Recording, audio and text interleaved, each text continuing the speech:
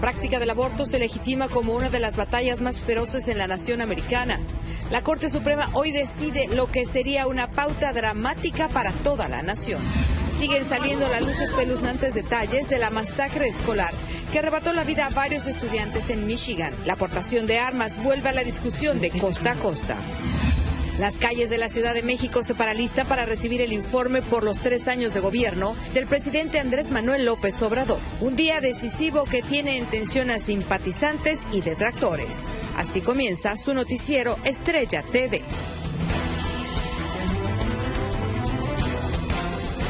Hola, ¿qué tal? Muy buenas tardes. Bienvenidos a su noticiero nacional, Estrella TV. Les saluda Palmira Pérez. Muchas gracias por acompañarnos.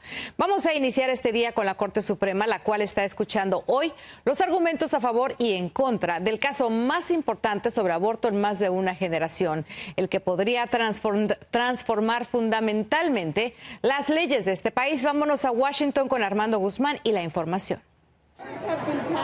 La plaza frente a la Corte Suprema estuvo toda la mañana llena de indignación y protestas. Un lado alega que hay casi 50 años de precedente de abortos legales en Estados Unidos que deben continuar. El otro alega que son 50 años de errores legales permitiendo el aborto y que este es el momento de corregirlo.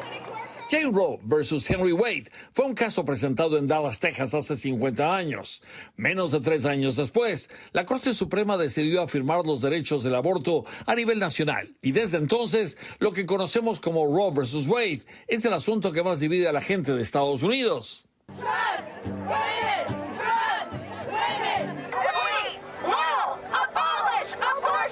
Hoy la Corte está decidiendo el caso que después de 50 años podría terminar con la opción del aborto en todo Estados Unidos.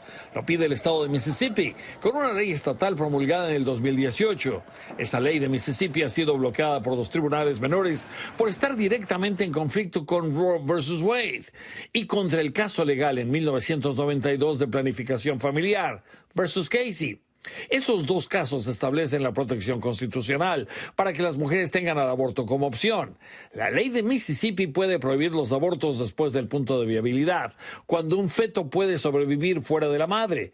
En 1992 el tribunal estableció ese plazo entre 23 y 24 semanas. Pero la ley de Mississippi prohíbe los abortos después de 15 semanas. El presidente de la Corte preguntó por qué.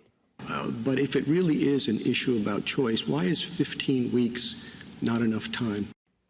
El juez Stephen Breyer le preocupa que la presión pública sea la que decida el caso porque eso menoscaba la autoridad de la Corte.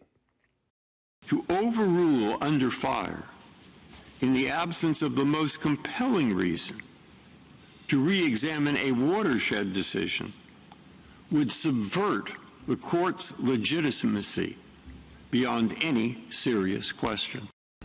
Si la Corte Suprema respalda la ley de Mississippi, sería mucho más fácil para los estados prohibir o restringir el derecho al aborto. Tome usted en cuenta que ya son 26 los estados que han aprobado alguna modificación a sus leyes para hacer más difícil o para prohibir de plano el aborto en sus territorios. Esto lo están haciendo porque lo que quieren es venir a la Corte Suprema y aprovecharse que a los 3 jueces que puso el presidente Trump ahí son conservadores y prometieron terminar con Roe versus Wade. Ahora, ¿lo harán? Nadie lo sabe. La decisión vendrá hasta junio. Washington, Armando Guzmán, Noticiero Estrella TV. Gracias, Armando, por tu informe. Nos vamos a otra información porque una tercera propuesta migratoria demócrata fue entregada hoy a la principal asesora del Senado. La abogada Elizabeth McCoy recibió el plan C, que crearía un programa para unos 7 millones de indocumentados que están en el país desde antes del 2011 y que calificarían para un amparo temporal, un permiso de trabajo y una autorización para viajar al extranjero. Y mire, otro estudiante víctima del sospechoso de haber disparado en una escuela de Michigan. Las autoridades informaron además que el tipo que disparó se llama Ethan Cumbry y será juzgado como adulto y enfrentará cargos de asesinato y terrorismo, entre otros muchos. María Teresa Sarabia tiene todos los detalles de esta tragedia. Esta mañana aumentó a 4 el número de víctimas fatales del tiroteo que desató un estudiante de 15 años ayer en una preparatoria de Michigan, informó la oficina del sheriff del condado de Oakland. Justin Schilling, de 17 años, sucumbió a las heridas que le causaron las balas, que también mataron a 3 alumnos más, quienes fueron identificados como Madison Baldwin, Tate Mayer, Hannah San Juliana, de 17, 16 y 14 años, respectivamente. This kind of thing can happen anywhere, and sadly, it happened even in a sweet, quiet community like Oxford. It can visit itself anywhere in America. Hoy se conoció también que el arma que usó el atacante era de su padre, quien la acababa de adquirir el pasado viernes. Por ahora, el sospechoso se encuentra en un centro de detención juvenil y es monitoreado cada 15 minutos para evitar la posibilidad de que se suicide. Conforme pasan las horas, surgen nuevos detalles del terror que vivieron varios estudiantes, como los que se encerraron con su maestro en un salón a donde llegó el estudiante armado a tocarles la puerta, haciéndose pasar por un alguacil y a quien delató una sola palabra. En ese momento los alumnos lo descubrieron porque dijo hermano, un término muy juvenil que no usaría ningún policía. Enseguida todos corrieron a una ventana para escapar y lograron llegar a otro edificio donde fueron recibidos por oficiales reales. El sheriff dijo que al recuperar el arma del atacante todavía tenía 7 balas, lo que señaló pudo haber hecho la tragedia mucho más grande. Otros 7 jóvenes y un profesor sufrieron lesiones. 2 de los alumnos siguen en condición crítica. Una adolescente de 14 años que está conectada a un respirador artificial luego de haber sido operada y un chico de 15 años que recibió un disparo en la quijada y en la cabeza. María Teresa Sarabia, Noticiero Estrella TV. Verdadera pesadilla la que vivieron estos jovencitos. Y mire, confirman que ha sido detectado el primer caso de la variante de Omicron en Estados Unidos. Se trata de un viajero completamente vacunado contra el COVID-19 que regresó el 22 de noviembre al área de San Francisco desde Sudáfrica y dio positivo el día 29. Por ahora está en cuarentena y sus contactos cercanos ya fueron también notificados. Ante esta alarmante noticia, las autoridades de salud ya dieron pasos para evitar que se extienda en nuestro país esta variante del virus. Víctor Cordero nos informa sobre las nuevas reglas. Estados Unidos sigue tomando estrictas medidas para impedir que ingrese al país la nueva variante del COVID-19 Omicron, que fue identificada en Sudáfrica y que tiene al mundo en alerta roja luego de que los expertos declararan que es la más preocupante que han visto desde que comenzó la pandemia. Los Centros para el Control y Prevención de Enfermedades anunciaron que desde ayer solicitaron a las aerolíneas compartir con la agencia los nombres y la información para contactar a los pasajeros que proceden de ciertos países africanos. La directriz aplica para quienes viajaron de 8 naciones africanas en los últimos 14 días, entre ellas las repúblicas de Sudáfrica, Zimbabue, Mozambique y Nambia, y fue emitida para prevenir la importación y propagación de la contagiosa enfermedad. El presidente de la Asociación de Viajes de los Estados Unidos, Roger Dow, señaló que se necesita seguir la ciencia, pero que una prohibición de viajes no es la mejor manera de hacerlo. Agregó que incluso la Organización Mundial de la Salud no apoya esta medida y advirtió que no quieren que esto se extienda más allá de Sudáfrica. Por ahora solo resta esperar el resultado de las investigaciones de los expertos para saber si la variante Omicron es más contagiosa que la Delta y también la gravedad que puede causar en los contagiados, algo que no se va a saber sino hasta que hayan pasado 15 días. Víctor Cordero, Noticiero Estrella TV. Y miren más del tema, emiten fallos separados que suspenden temporalmente partes de la orden de vacunación contra el COVID-19 para algunos trabajadores. Un juez de Luisiana bloqueó el mandato para los empleados de salud en hospitales subsidiados por el gobierno y un magistrado de Kentucky pausó la orden para los contratistas federales de ese estado, Ohio y Tennessee. Y las medidas de seguridad en las fronteras han hecho que los narcotraficantes sean cada vez más creativos e ingeniosos. Y es que ahora, en lugar de cruzar la marihuana, bueno, pues simplemente la siembran en Estados Unidos. Wendy Castillo está en el estudio y nos tiene toda la explicación. Wendy. Palmira, los cárteles de la droga tienen presencia en la mayoría de ciudades de acá, de Estados Unidos, pero California se ha apoderado de enteros bosques para plantar su marihuana, poniendo en riesgo a millones de personas que viven en los alrededores cuando se desatan los incendios.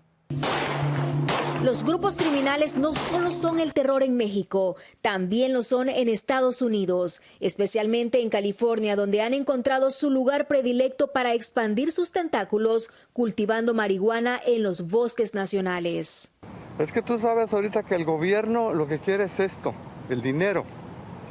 La marihuana, eso es, el dinero, mueve el dinero. Según el último informe de la DEA, las organizaciones criminales transnacionales mexicanas son la mayor amenaza del narcotráfico para Estados Unidos. Los delincuentes no tienen escrúpulos y han plantado su mercancía en las montañas de Los Ángeles, poniendo en riesgo a unas 19 millones de personas que viven en los alrededores. Según las autoridades, los bosques angelinos albergan entre el 80 y el 85% de los cultivos ilegales de marihuana de la nación en tierras públicas. Al menos 13 incendios forestales en los últimos 12 años se han relacionado con las plantaciones. Y sí es un peligro en el campo cuando se encienden y se lleva casas, agricultura, todo lo que necesitamos. No tenemos suficiente policía para controlar los problemas que hay hoy en día. En el Parque Nacional de Cleveland, ubicado en los condados de San Diego, Riverside y Orange, fue encontrado un cultivo ilegal de marihuana con un valor estimado de $1.2 millones. Pero no solo eso, también sacaron casi 3,000 libras de basura, así como el veneno ilegal que usan los traficantes, con el que acaban con la vida silvestre y envenenan el agua de la zona. En su evaluación del año 2020, la DEA informó que los cárteles mexicanos operan en por lo menos 62 ciudades de Estados Unidos e incluso han descubierto que muchas casas sirven de campos de cultivos de marihuana y para la producción también de otras drogas. Palmira. Qué barbaridad, una realidad increíble. Llegamos así a una pausa comercial, Wendy, y regresamos. Miren, miles de mexicanos se van a la plaza y se congregan en el Zócalo para festejar a su presidente. Y caen decenas de traficantes de humanos gracias a exitosa serie de redadas simultáneas. Guatemala se estremece con el hallazgo de una mujer sin vida en una carretera y un bebé en sus brazos.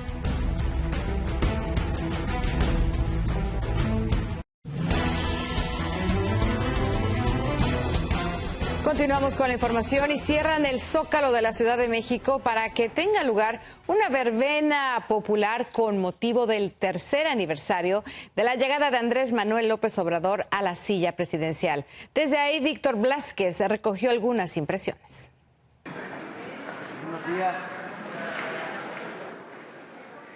México está de fiesta. El Zócalo capitalino se prepara para recibir a miles y miles de personas que al lado del presidente Andrés Manuel López Obrador van a festejar 3 años de gobierno. Se tiene contemplado que después de las 5 de la tarde, tiempo de la Ciudad de México, el primer mandatario rinda un breve mensaje conmemorando aquel día como hoy que llegó a la presidencia de la República. ¡Sí se pudo! Personas como Patricia llegaron desde temprano provenientes del estado de Puebla para apoyar al titular del Ejecutivo Federal. ¿Y qué más que un hombre con unos ideales y con unos principios, pues fue el que nos está representando y lo está haciendo muy bien. Sin embargo, prácticamente a la mitad de la gestión presidencial, organizaciones civiles como el Observatorio Nacional Ciudadano advirtieron que el país se deterioró en materia de seguridad, justicia y legalidad, como lo mostraron en su informe denominado 3 años sin gobernabilidad, al tener registros históricos oficiales en homicidios, feminicidios, narcomenudeo y hasta la trata de personas con fines de explotación sexual. A la mitad del mandato, escuchar que esto viene del pasado verdaderamente es ridículo. Es hora que el gobierno cumpla con sus promesas. Cabe destacar que el presidente llega a esta mitad de sexenio con una popularidad por encima de la media, según varias encuestas hechas. Pero en contraste, hay quienes no están a gusto con sus políticas de gobierno. Amo mi país, pero la verdad ya no sé qué pensar sobre él, ¿verdad? Y los presidentes que están a cargo. Efectivos de la Secretaría de Seguridad Ciudadana han preparado un dispositivo de seguridad alrededor del primer cuadro de la capital del país. Y es que se espera la llegada de unas 100,000 personas al Zócalo capitalino para festejar al lado del presidente. En Ciudad de México, Víctor Blázquez, Noticiero Estrella TV. Gracias, Víctor, por tu reporte. Vamos a seguir en México porque un comando hizo explotar 2 carros bomba para rescatar a 9 presos de una cárcel en Tula, Hidalgo. Un tercer vehículo fue incendiado afuera de la penitenciaría, cuya puerta fue derribada por un camión, mientras que adentro de la prisión se desataban las balaceras. Uno de los ahora prófugos es un líder huachicolero del grupo Pueblos Unidos.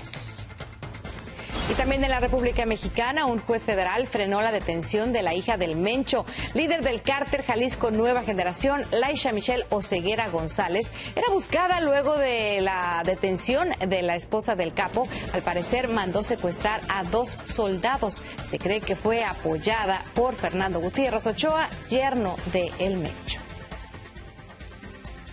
Vamos a una pausa comercial, pero regresamos. Autoridades desmantelan peligrosas pandillas salvadoreñas. Hay decenas de arrestados. Y ni en sus últimos segundos de vida una mujer dejó de proteger a su bebé de 5 meses.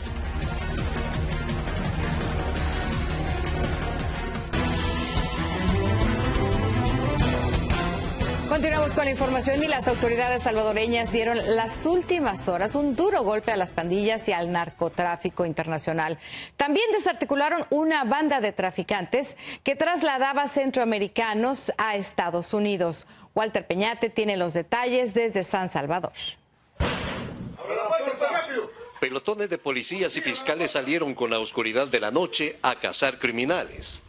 Las operaciones simultáneas en todo el país dejaron decenas de detenidos, entre ellos 17 polleros que trasladaban centroamericanos ilegalmente hacia Estados Unidos. Se han individualizado en el desarrollo de la investigación un total de 82 víctimas de diversas nacionalidades, salvadoreñas, guatemaltecas, hondureñas y panameñas. Los operativos también golpearon a las temidas pandillas MS-13 y Barrio 18. La Fiscalía confirmó el arresto de un oficial de policía y un abogado, quienes colaboraban con los grupos terroristas. Se giraron 62 órdenes administrativas en contra de 62 imputados.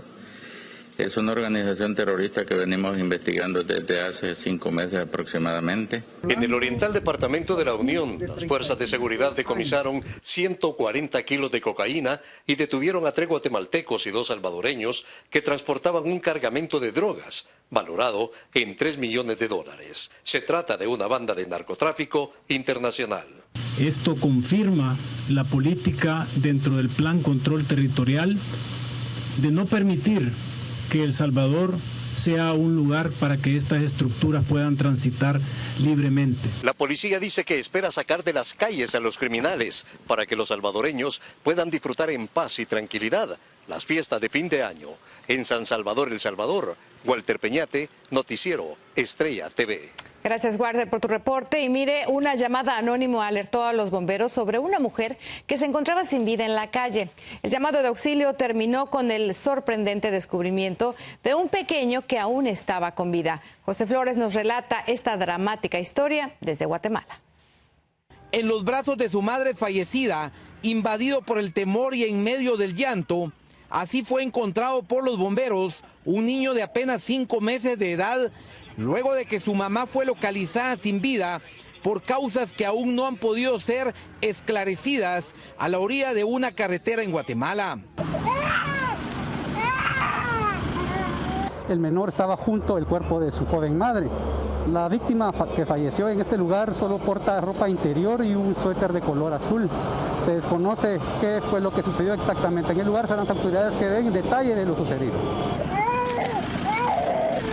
Sin saber y entender lo que le había pasado a su joven madre, de unos 25 años de edad, el bebé fue rescatado por los bomberos, quienes no daban crédito a lo sucedido, luego de determinar que el niño se encontraba en perfecto estado de salud, mientras que la mujer tenía fuertes golpes en la cabeza.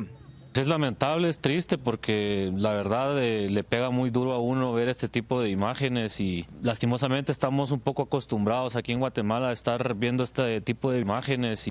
Algunos testigos dieron a conocer en forma anónima que posiblemente la mujer fue atropellada por un vehículo, pero las autoridades se encuentran investigando el caso, ya que en la zona donde fue encontrada la fémina es muy despoblada y pocas personas caminan por el lugar, por lo que se teme que la joven madre haya sido asesinada y abandonada en el lugar.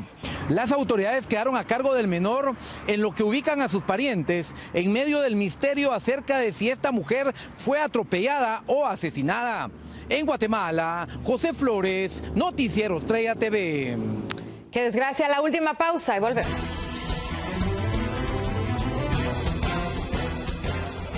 Hay una escuela para Santa Clauses, ¿le interesa? Le voy a decir en dónde es.